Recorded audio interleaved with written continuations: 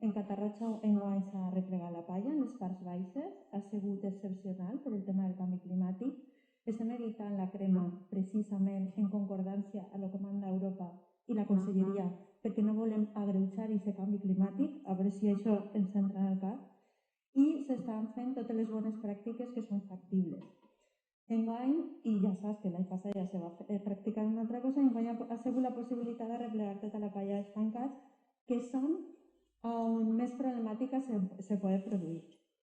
Sí que és de veres que les parts altes se les ha replegat en alguns llocs, perquè sí hi ha hagut una competència entre activitats, que saps perfectament que existeix en el parc, i el licitador que ve de Conselleria no poder fer les parts altes, se tingui que desplaçar en vista de que acabarà secant-se. Les parts altes no donen cap problema, mai són estancats problemàtics i això és que hem solucionat, i les parts altes no donen problema, però per una sèrie d'obertura de boques d'aigua i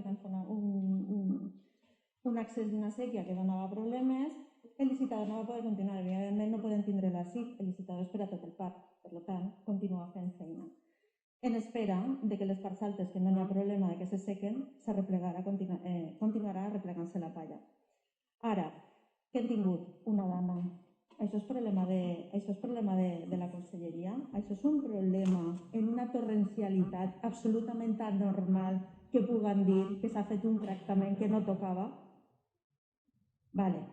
Doncs tinguem en compte aquestes circumstàncies. I nosaltres que hem tingut una dana que podíem dir que aquesta torrencialitat correspon al sistema mediterrani o al clima mediterrani, sinó que a més, per allò que tu dius, que no cremem, que estem abocant a un gran canvi climàtic, estem tenint temperatures anormals, perquè una dana en aquesta època, en unes temperatures normals, no haguera produït cap problema. Una vegada tenim la dana i ens ha abocat a que tenim part de la palla que no s'ha pogut arreplegar, acabat en sèquies, canals, i evidentment s'ha produït cert, en Catarroja estem bé, per a lo que n'hi ha per ahir, a produir aquestes aigües negres, aquestes anòxies, que a més sabem que és un sistema hidràulic que des de les parts altes baixa cap a estancats. Estancats que estaven fenomenal, han acabat rebent aquestes aigües de les partides altes. Una vegada tens la dana, què fa l'Ajuntament de Catarroja per a solventar aquest tema com tots els municipis, donant la circumstància d'excepcionalitat? Ficar-se en contacte amb Confederació, que acaba de contar Jesús, per el tema del barranc del Pollo. No sé si sou... crec que és a partir del dia 23 que hem aconseguit que arrepleguen. No sé si algú ha anat o ha tingut la curiositat d'anar al final del barranc, a la part de Massanassa, per veure l'espectacle que n'hi hagi muntat de les canyes arrossegades per tot el barranc durant la dana. I això ha sigut una tasca tant per la bona labor que està fent Jesús com per el treball de camp que estic fent personalment i a més està fent tant per part de Via Pública i també per el nou guàrdia rural que tenim a Catarroja, treball de camp d'inspeccionar tots els danys que s'havien produït. Es comença en el barranc del Pollo, duguem ja 2 o 3 dies que estan allí arreplegant. Confederació, a més, a través de Conselleria i l'Ajuntament s'ajunten les 3 administracions per agafar aquesta problemàtica i veure què està passant.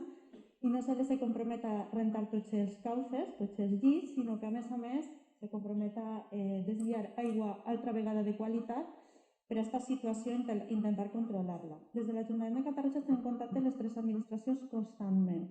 M'han estat informant, l'Ajuntament de València i Conselleria han fet vols aèreos en drons que m'han estat enviant contínuament el que és la visió de cada un dels tancats, com anava modificant-se, perquè es veu perfectament en vol aeri quin és el tancat que pot estar en anòxia i qui no. No sols és això, sinó que també s'han fet analítiques, han donat molts resultats. Hem tingut certa sort, entre cometes, que a partir d'uns 4 o 5 dies han hagut baixades de temperatura per la nit i això ha millorat un poquet.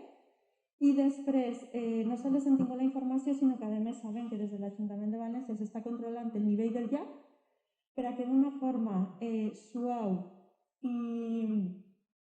controlada se pugui baixar el nivell i de poc a poc aquells tancats vagin amollant aquesta aigua que ara mateix no està en bones condicions i en efecte dilució i en apertura de comportes se vaig rentar, ¿vale?